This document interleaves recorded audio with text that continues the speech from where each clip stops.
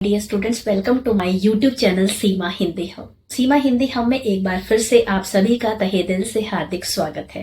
Dear students, आज हम class 10th के चैप्टर लखनवी अंदाज के बारे में पूरी जानकारी जुटाने वाले हैं।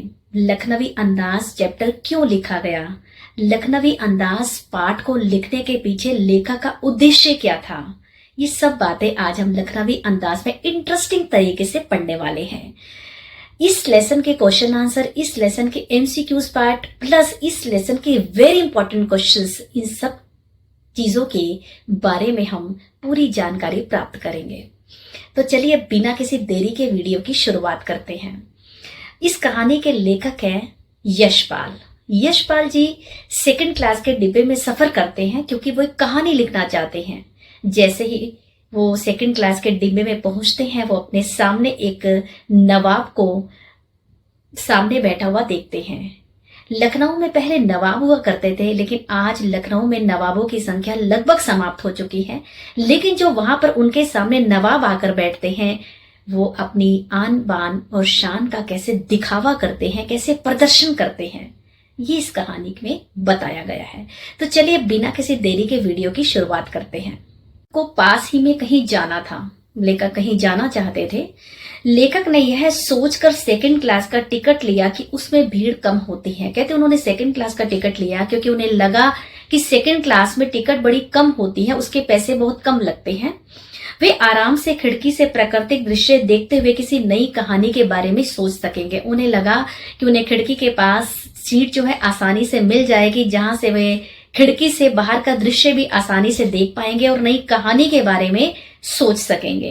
पैसेंजर ट्रेन खुलने को थी। लेखक दौड़कर एक डिब्बे में चढ़े, लेकिन अनुमान के विपरीत उन्हें डिब्बा खाली नहीं मिला। कहते जैसे वो पैसेंजर ट्रेन में पहुंचे, सेकंड क्लास के डिब्बे में पहुंचे, तो वहां डिब्बा जो था वो बिल्कुल भी खाली नहीं था। इसके विपरीत उन्हें डिब्बा खाली नहीं मिला। डिब्बे में पहले से ही लखनऊ की नवाबी नस्ल के सज्जन पालथी मारकर बैठे थे। कहते जहां पर वो सीट पर बैठने के लिए गए, वहां पर उनके ठीक सामने एक नवाबी नस्ल के एक सज्जन पालथी मारकर बैठे थे। उनके सामने 2 ताजे चिकने खीरे तौलिए पर रखे थे। कहते कि अब लेखक ने देखा कि वो जो नवाब बैठे हुए हैं, उनके सामने जो है उन्होंने 2 ताजे चिकने खीरे तौलिए पर रखे हुए हैं। लेखक का अचानक चढ़ जाना उस सज्जन को अच्छा नहीं लगा। कहते जैसे लेखक वहां पर आकर बैठे, ऐसा लगा कि वहां पर जो नवाब बैठे हैं उन्हें लेखक का आना बिल्कुल भी अच्छा नहीं लगा। उन्होंने लेखक से मिलने में कोई दिलचस्पी नहीं दिखाई। कहते उन्होंने लेखक से मिलने में कोई उत्साह नहीं दिखाया। और वैसा जब कोई जना आता है तो उनका हाय हेलो करते हैं, लेकिन उन्होंने ऐसा बिल्कुल भी नहीं किया, कोई भी दिलचस्पी नहीं दिखाई। लेखक को लगा कि शायद नवाब ने सेकंड क्लास का टिकट इसलिए लिया है ताकि वे अकेले में यात्रा कर सकें। उन्हें लगा कि नवाब ने भी शायद इसीलिए टिकट लिया होगा कि डिब्बा खाली होगा और वे आसानी से यात्रा कर सकेंगे, लेकिन अब उन्हें यह बिल्कुल भी अच्छा नहीं लग रहा था। उन्हें मंझले दर्जे में सफर करता देखे, शायद उन्हें अच्छा नहीं लग रहा था कि कोई उन्हें, कि मैं नवाब हूं और मैं सेकंड क्लास के डिब्बे में सफर कर रहा हूं। हो सकता है कि उन्हें अच्छा ना लगा हो कि कोई उन्हें देखे। उन्होंने शायद खीरा भी अकेले सफर में वक्त काटने के लिए खरीदा होगा, लेकिन अब किसी सफेदपोश के सामने खीरा कैसे खाएं। सफेदपोश होता है भद्र व्यक्ति। तो लेखक ने सोचा कि शायद अब उन्हें खीरा खाने में शर्मिंदगी महसूस हो रही है, क्योंकि लेखक जो उनके सामने बैठे हैं तो नवाब साहब खिड़की से बाहर देख रहे थे, लेकिन लगातार कनखियों से लेखक की ओर ही देख रहे थे। कनखियों का मतलब होता है तिरछी नजर से। वो तिरछी नजरों से लेखक की तरफ देखने लगे। कौन? नवाब साहब। अचानक ही नवाब साहब ने लेखक को संबोधित करते हुए खीरे का लुत्फ उठाने को कहा। तभी अचानक नवाब साहब ने लेखक की तरफ इशारा किया, उनको खीरे खाने के लिए बोला, परंतु लेखक ने शुक्रिया करते हुए मना कर दिया। लेकिन लेखक कहते हैं कि मैंने उन्हें शुक्रिया कहते हुए ये मना कर दिया। नवाब ने बहुत अच्छे ढंग से खीरे धोकर छीले, काटे और उनमें जीरा, नमक, मिर्च बुरक कर तौलिए पर सजाते हुए पुनः लेखक से खाने को कहा। वो कहते कि अब नवाब साहब ने बड़े ही अच्छे तरीके से खीरे को काटा और उन्हें प्लेट पर सजाया, फिर उन पर नमक मिर्च बुरक दिया और फिर से उन्होंने लेखक को खाने के लिए कहा।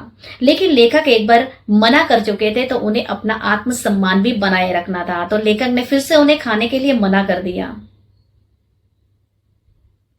इसलिए आत्मसम्मान बनाए रखने के लिए दूसरी बार पेट खराब होने का बहाना बनाया। तो लेखक को जब दोबारा बोला गया खीरे खाने के लिए तो उन्होंने कहा कि मेरा पेट खराब है और मैं इस खीरे को नहीं खा सकता। तो उन्होंने दूसरी बार भी नवाब साहब को खीरे खाने से मना कर दिया।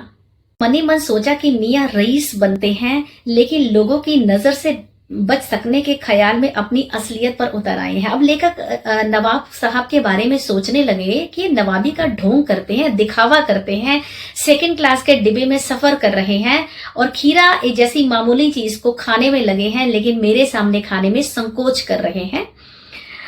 नवाब साहब खीरे की एक फांक को उठाकर होठों तक ले गए, उसको सूंघा। कहते अब नवाब साहब ने खीरे की स्लाइस होता है फांक, उसको उठाया, उसे अपने होठों तक ले गए और फिर उसको सूंघा। खीरों के स्वाद के आनंद में उनकी पलकें मूंद गई। कहते कि खीरों का टेस्ट लेते हुए ऐसे लगा कि उनको खीरा खाने में बहुत ही आनंद आ रहा है, तो उनकी पलकें मूंद गई। मुंह में आए पानी का घूंट गले से उतर गया। तब नवाब साहब ने फांक को खिड़की से बाहर छोड़ दिया। बड़ी अजीब बात लेखक को लगी कि वे खीरे की फांक का पूरा आनंद ले रहे थे, उन्हें अपने होठों तक ले गए लेकिन अचानक उन्होंने खीरे की फांकों को खिड़की से बाहर फेंक दिया। इसी प्रकार एक एक करके वे फांक को उठाकर सूंघते और फेंकते गए। कहते कि लेखक यह चीजें देखता रहा कि वो एक एक फांक को उठाते, उन्हें सूंघते और उसे खिड़की से बाहर फेंक देते। सारी फांकों को फेंकने के बाद उन्होंने तौलिए से हाथ और होठों को पोंछ लिया। कहते कि उन्होंने जब सारी फांकों को खिड़की से बाहर फेंक दिया तो वे चुपचाप तौलिए से अपना जो है मुंह और अपने हाथ जो है वे पोंछने लगे, साफ करने लगे। फिर गर्व से लेखक की ओर देखा और खीरे के इस नायाब इस्तेमाल से थककर लेट गए।